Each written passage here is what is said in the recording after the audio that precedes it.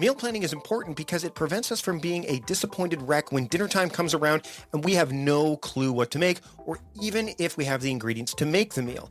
It's a time and a money saver, but most importantly, it frees up valuable brain space. Creating a meal plan prepares us for the week to come and gives us peace of mind that we're organized and can feed ourselves and our family. That's why I do it, and that's why Plan to Eat helps me do it. Your subscription includes access to the Plan to Eat website and fully featured mobile apps on iOS and Android. And Plan to Eat gives you the tools to clip and organize recipes from any website, the ones your family loves and that fit your dietary preferences and needs. And you can create a meal plan around your schedule. Then what happens is the Plan to Eat software automatically creates an organized shopping list based on your plan. So sign up for your free trial at plantoeat.com/timecrafting. That's plantoeat.com/timecrafting. The coupon will be automatically applied to your account and can be used when you're ready to subscribe. It's valid for new customers only. Give Plan to Eat a try today. I'm Mike Vardy, and this is the Productivityist Podcast.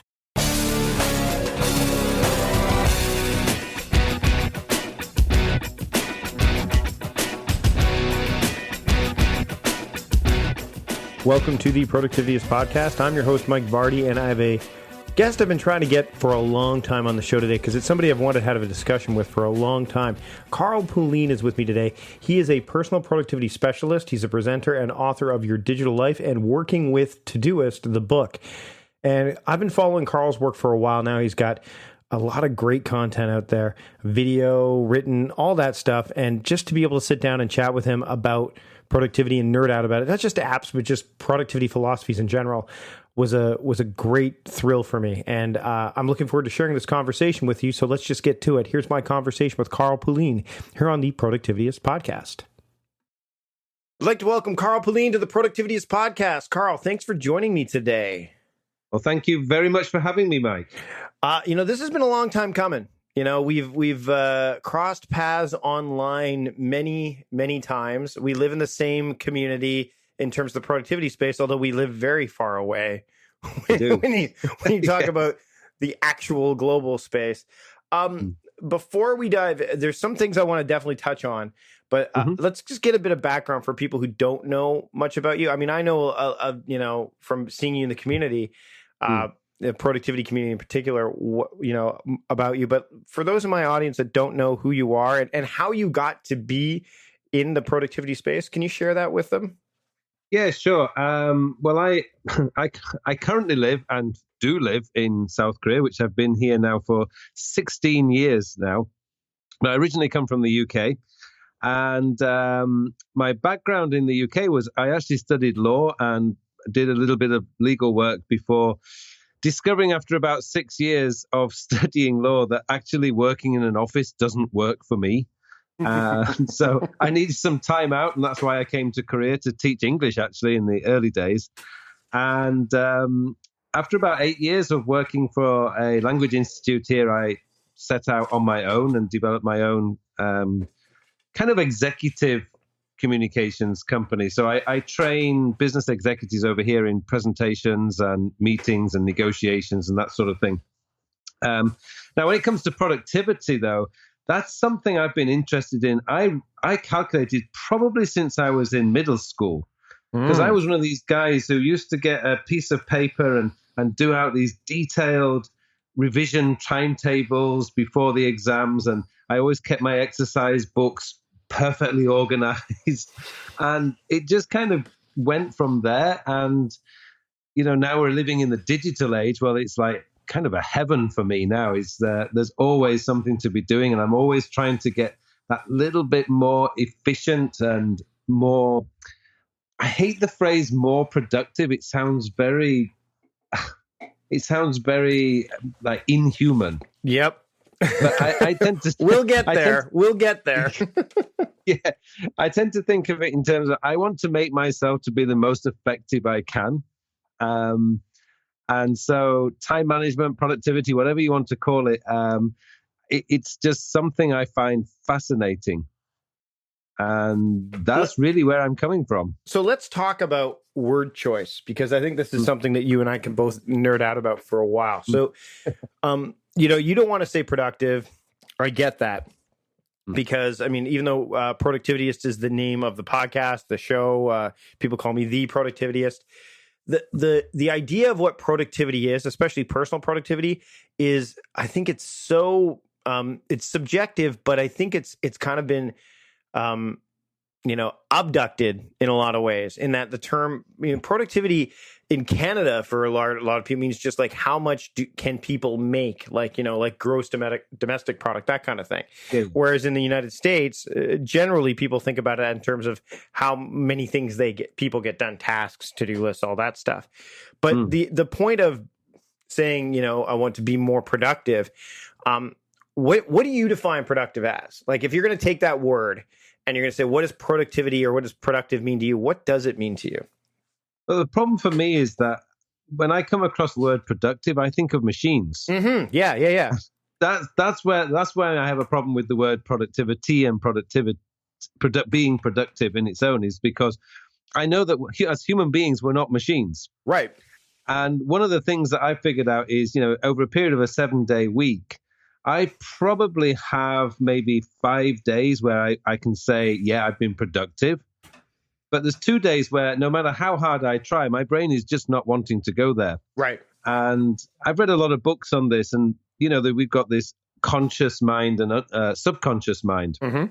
And I've kind of figured out that on those days when I'm not being productive, my subconscious brain is working overtime.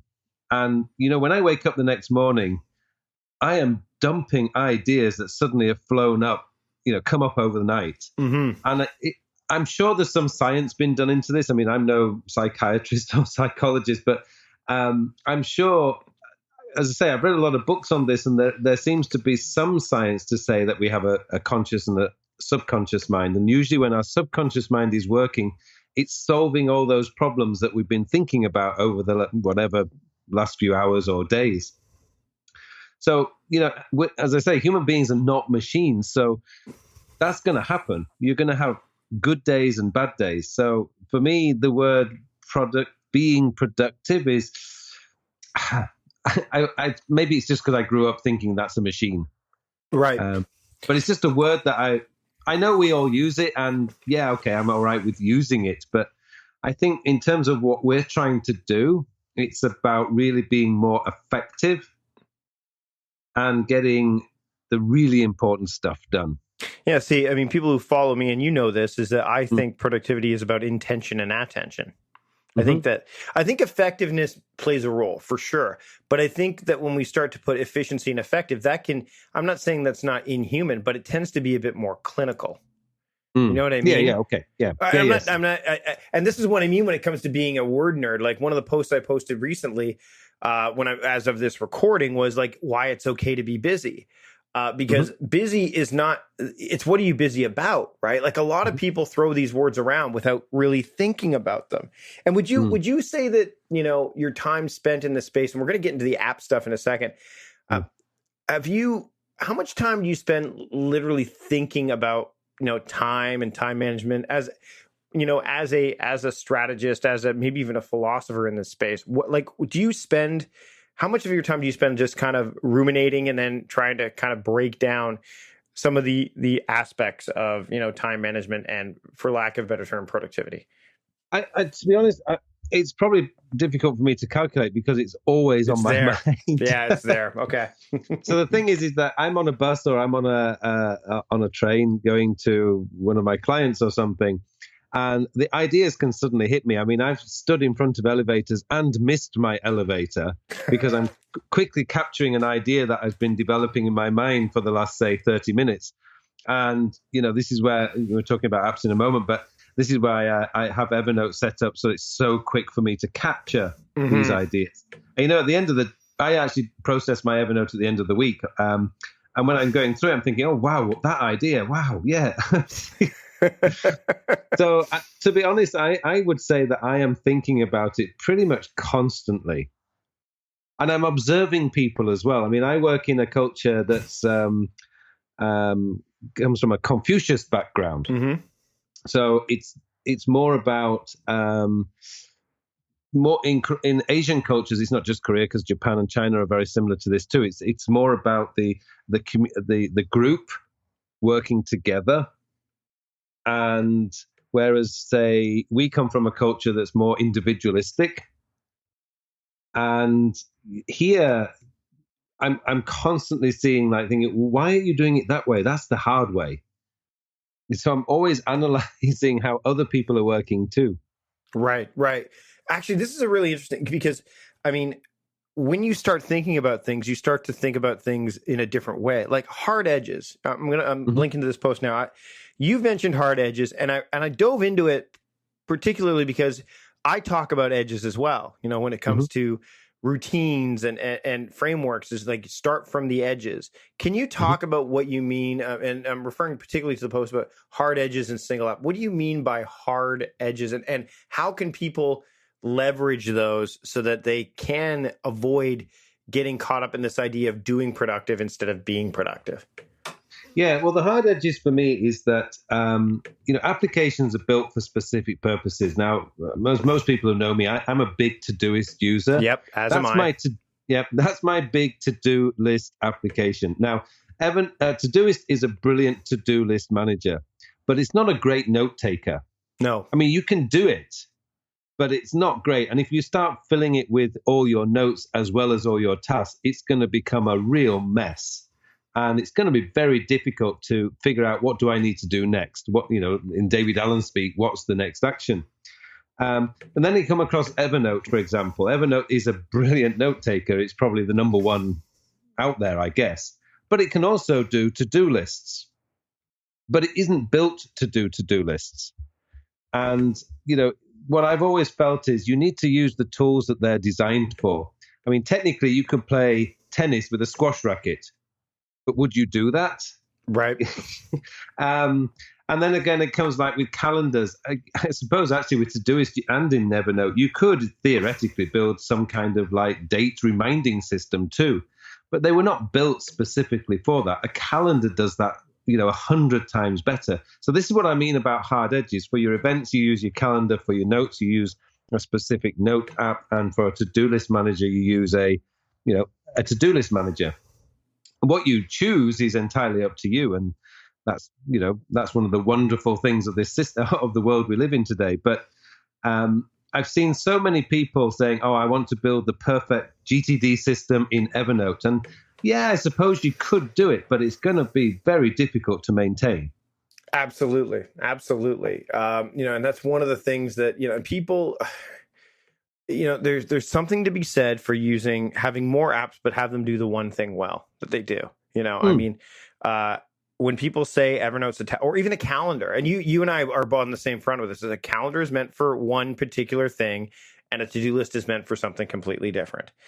They complement each other, and there's some crossover, but you need to make sure that they work together. And when you try to combine them into one, you can get into this. You can get confusion happening, right? Mm-hmm. Yeah. And it becomes a real mess. Yeah, it does. It does, because then what happens is when you get confused, then and actually this leads in nicely into the idea of choice. Is once you start to run into that issue, then all of a sudden you've got choices. And the problem with too many choices, and I've talked about this in talks before, and I know we've got a blog post here from you as well. The problem with too many choices is that nothing happens.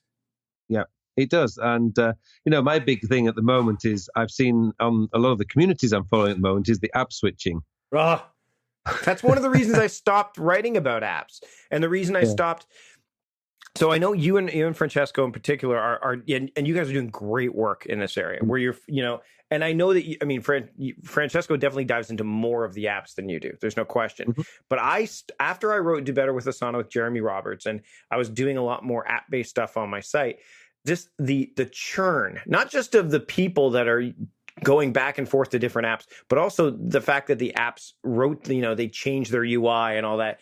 It made it very challenging for me to keep up. But to your point, which I definitely want to talk about, is especially your challenge for that you've taken upon sharing with people, which I absolutely love, is that people, they think that it'd be like being a golfer or even, being a tennis player, like you're saying.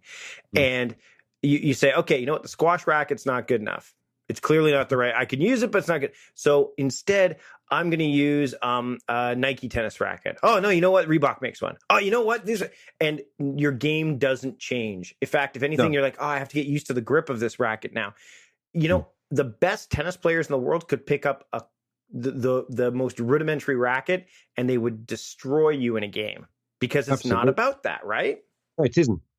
You know, a couple of years ago, I was fortunate. David Allen was visiting Seoul, and I reached out to him, and we had lunch together. And we actually talked about the apps. He's long been a proponent of who cares what app. Yeah, but you know what? He's been using the same app, eProductivity. I think he said since 1997. Yep. eProductivity. Now, I know he did have a play with OmniFocus a few years ago. And intentional software. He was going to actually work with intentional software to build a GTD, and it never really. And when I chatted with him about it, I mean, and he even said this in the press. I mean, when the news was out there, he said that they came to him, and if they could make it work, he thought it would be great. But go on, continue. But yeah, he's definitely played. I mean, there's now a Todoist GTD guide too. So there you go. Yeah. But the thing is, I noticed that. Well, he's obviously that's nearly 1997, but it's 20 years, isn't it? It's over 20 years. I heard recently that Michael Hyatt has been using Nosby. He's been using Nosby for a long time too. Yeah, 10 years. Yeah, 10 years. And I know David Sparks has been using OmniFocus, I think, from day one. Yep. All the top productivity people, the people who are genuinely putting stuff out there and being, using the word again, being very productive, but being noticeably productive. They're not switching apps. No. They've got a system and it's working, and the old saying is, if it's not broken, don't fix it. Well, and the thing is I use Todoist and Asana for very particular reasons, and things comes out with a new version, and it's beautiful, it's gorgeous, but I'm not going to switch. No, I'm not. Because the reasons I use Todoist are for collaborative purposes. So things doesn't give me that option, right? Exactly. Now I'm actually working with some clients who are using things for their own purposes, and then using Asana or Trello or whatever for their group purposes, and that's fine because it's intentional. But the thing is, if you are switching, and we see this a lot, and I mean, I'll call it out in some of the Facebook groups that you and I both dwell in, is we see like, what about this app? What about this? I was using this app, but I don't like it, so I'm going to use it. Look, stay if you. It'd be like, you're telling me I'm frustrated. It'd be like if you had a car and you had to drive on these particular roads, and the road wasn't necessarily working for you. You would choose a new road. You wouldn't. You just can't throw the car out. You know. And I think a lot of people, they feel, well, this isn't working, so let me switch to this. There's no app is perfect. You have to bring the framework into it.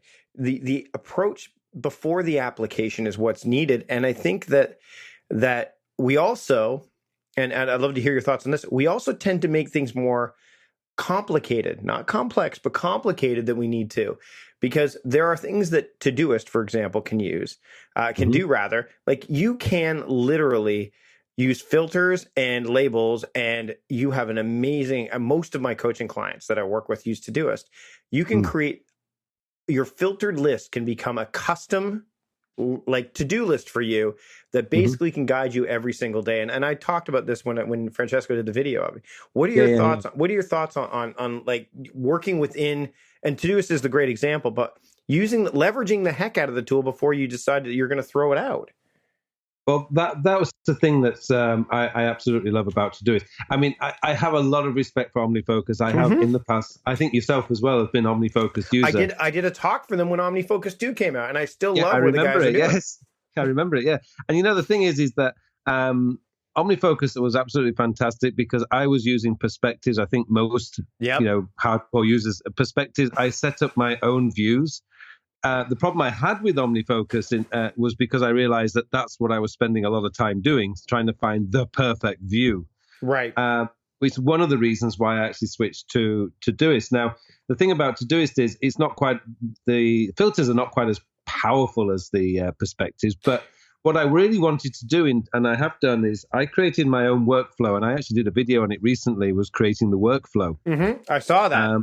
Yeah, and I noticed with your video with Francesco, essentially you're doing the same thing. You've got Yep. a workflow. You start at the top and you work your way down. And Yep. for me, that's one of the most fantastic things I love about Todoist. And I'm sure I don't play around with that many apps, but I'm sure you can do exactly the same thing in most of the other apps, which is actually my point. Yes.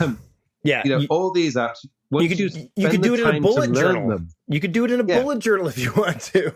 Yeah, exactly. If you spend the time, like, my challenge to people was one app for 1 year. Yep. One note app, one to-do list manager, one calendar for 1 year. Stick with it for 1 year. Because the idea behind that isn't really just to get people to stick with one app for 1 year. It's just to get them to really learn the app. Mm-hmm.